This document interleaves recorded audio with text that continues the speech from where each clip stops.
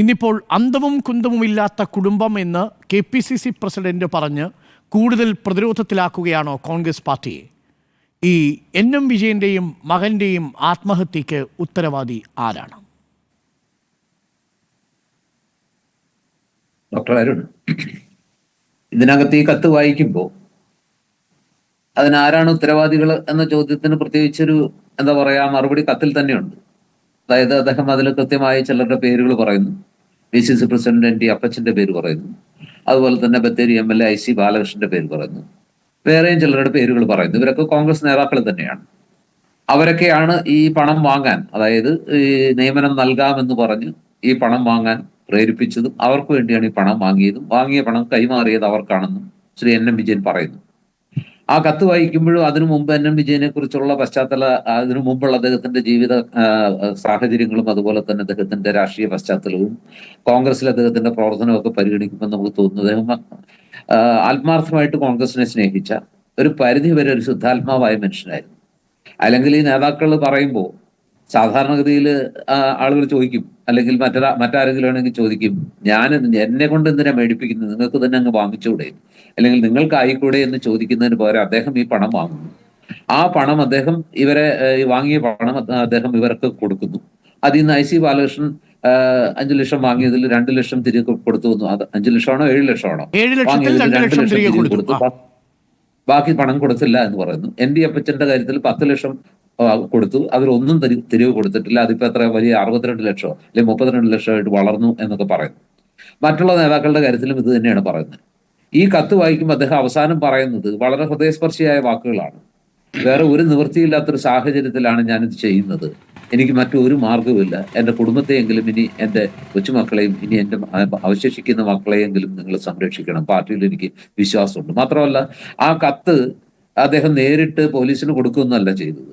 അദ്ദേഹം ആ കത്ത് മക്കൾക്ക് കൊടുത്തിട്ട് ഒരു നിശ്ചിത സമയം എടുത്തിട്ട് ആ കത്ത് നേതാക്കൾക്ക് കൊടുത്ത് ആ നേതാക്കൾ എന്ത് ചെയ്യുന്നു എന്ന് അറിഞ്ഞതിന് ശേഷം മാത്രമേ, അത് കഴിഞ്ഞ് 9 ദിവസം കഴിഞ്ഞിട്ടേ ഈ കത്ത് പോലീസിന് കൊടുക്കാവൂ എന്നൊക്കെ പറയുമ്പോൾ അതിൽ നിന്നെല്ലാം നമുക്ക് മനസ്സിലാക്കാവുന്ന ഒരു കാര്യമുണ്ട്. അദ്ദേഹം പാർട്ടിയെ ആത്മാർത്ഥമായിട്ട് സ്നേഹിച്ചു, നേതാക്കളെ ആത്മാർത്ഥമായിട്ട് വിശ്വസിച്ചു, പ്രസ്ഥാനത്തിന് വേണ്ടി ജീവിച്ചു. പ്രസ്ഥാനത്തെ ഒറ്റിക്കൊടുക്കാനോ പ്രസ്ഥാനത്തിന് ഏതെങ്കിലും രീതിയിൽ ഒരു പ്രത്യേക പ്രതിസന്ധിയിൽ എത്തിക്കാനോ അദ്ദേഹം ആഗ്രഹിച്ചിരുന്നില്ല. അപ്പൊ ഒരു നല്ല കോൺഗ്രസ്സുകാരനാണ്. പ്രസ്ഥാനത്തെ വളരെ ജീവന് തുല്യം സ്നേഹിച്ച ഒരു നല്ല മനുഷ്യൻ. 10-50 വർഷക്കാലം പാർട്ടിക്ക് വേണ്ടി പ്രവർത്തിച്ച, ഒരു പരിധിവരെ കുട്ടികളെയും കുടുംബത്തെയും പോലും മറന്ന് പ്രവർത്തിച്ച ഒരു മനുഷ്യൻ എന്നതാണ് സത്യം. പക്ഷെ ഇതിനകത്ത് ഈ പറഞ്ഞ പോലെ കോൺഗ്രസ്സുകാർക്ക് നേരത്തെ തന്നെ ഈ ആരോപണങ്ങൾ ഉയർന്നിരുന്നു, അവർ അന്വേഷണം നടത്തിയിരുന്നു, അതിനകത്ത് ചില കാര്യങ്ങളൊക്കെ കണ്ടെത്തിയിരുന്നു. പക്ഷെ കൃത്യമായ ഒരു ആക്ഷൻ നടന്നിരുന്നില്ല. ഇപ്പോ K. സുധാകരൻ പറയുന്നത് ഈ കത്തന്റെ അടുത്ത് വന്നു, ഞാൻ കണ്ടു, പക്ഷെ ഞാൻ വായിച്ചില്ല, വീട്ടിലിരിക്കുന്നുണ്ട്, അതിനകത്ത് എനിക്കറിയില്ല. അദ്ദേഹം ജോർജ് പൊടിപ്പാറ അത് കുടുംബം പറഞ്ഞതോടുകൂടി അത് പൊളിഞ്ഞുപോയി. ആ കത്ത് നേരിട്ട് വീട്ടിൽ കൊണ്ടുപോയി വായിച്ച് കേൾപ്പിച്ചതാണ് ഈ വിജേഷ്. അത് കേട്ടിട്ടാണ് KPCC പ്രസിഡന്റ് പറയുന്നത് കത്ത് വീട്ടിൽ വന്നിരിപ്പുണ്ട്, ഞാനത് തുറന്നു നോക്കിയിട്ടില്ല എന്ന്.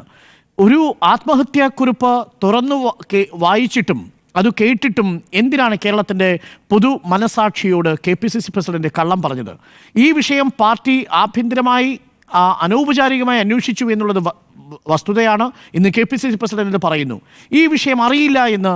പ്രതിപക്ഷ നേതാവ് നടിച്ചത് എന്തിനാണ്? അത് നേരത്തെ, അതിനുശേഷം ഇന്നിപ്പോ പ്രതിപക്ഷ നേതാവ് പറയുന്നത് അവരെൻ്റെ അടുത്ത് വന്നിരുന്നു, ആ കത്ത് മുഴുവൻ വായിച്ചപ്പോൾ ചില കാര്യങ്ങൾ എനിക്ക് അതിനകത്ത് ക്ലാരിറ്റി കുറവുണ്ട്, ഒരു പക്ഷേ ഈ കണക്ക് ആയിരിക്കാം, ഈ പണം കൊടുത്തതിൽ ഈ ഇത്ര വലിയ തുക ആയത് എങ്ങനെ തുടങ്ങിയ കാര്യങ്ങളായിരിക്കാം, കുടുംബത്തിനൊന്നും അറിയില്ല, അവർക്ക് മാത്രമല്ല ജോർജ് പൊടിപ്പാറ ആ കത്തിന്റെ ഒരു ഭാഗത്ത് പറയുന്നുണ്ട് 50 കൊല്ലം കോൺഗ്രസിന് വേണ്ടി ജീവിതം തുലച്ച് ഞാൻ ജീവിച്ചിരിക്കുമ്പോൾ എൻ്റെ പാർട്ടിയിലെ അനുഭവങ്ങൾ പറഞ്ഞ് പാർട്ടിയെ നശിപ്പിക്കുവാൻ എൻ്റെ മനസ്സനുവദിക്കുന്നില്ല, അതുകൊണ്ടാണ് ഇതുവരെ ഞാൻ ആരോടും പങ്കുവെക്കാത്തത്. ഇങ്ങനെ ഇത്രയും ആത്മാർത്ഥമായ പാർട്ടിയെ സ്നേഹിച്ച NM വിജയനോട് തരിമ്പെങ്കിലും കടപ്പാടും നന്ദിയും ഈ പാർട്ടി കാണിച്ചു. മരിച്ചു കഴിഞ്ഞതിന് ശേഷം ആ വീട്ടിലേക്ക് NT അപ്പച്ചനല്ലാതെ ഒരാൾ തിരിഞ്ഞു നോക്കിയിട്ടില്ല. സഞ്ജയനത്തിനൊരു നേതാവ് അവിടെ എത്തിയിട്ടില്ല. സഞ്ജയനം കഴിഞ്ഞ് KPCC പ്രസിഡന്റിന് കത്ത് കൊടുത്തു, പ്രതിപക്ഷ നേതാവിന് കത്ത് കൊടുത്തു, വായിച്ച് കേൾപ്പിച്ചു. ഒരാൾ പോലും തിരിഞ്ഞു നോക്കിയില്ല, അവരെ വിളിച്ചൊന്ന് ആശ്വസിപ്പിക്കാൻ പോലും തയ്യാറായില്ല. പാർട്ടി അവരോട് നന്ദികേട് കാട്ടിയോ?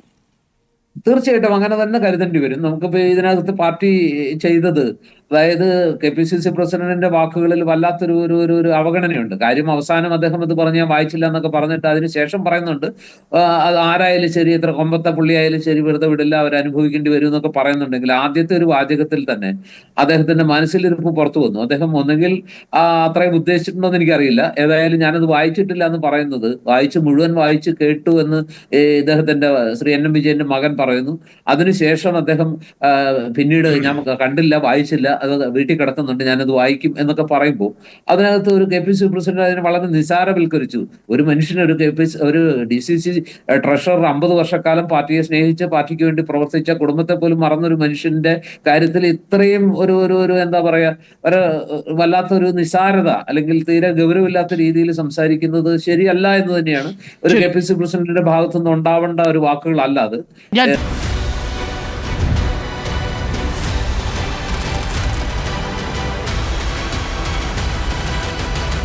Debate with Dr. Arun Kumar.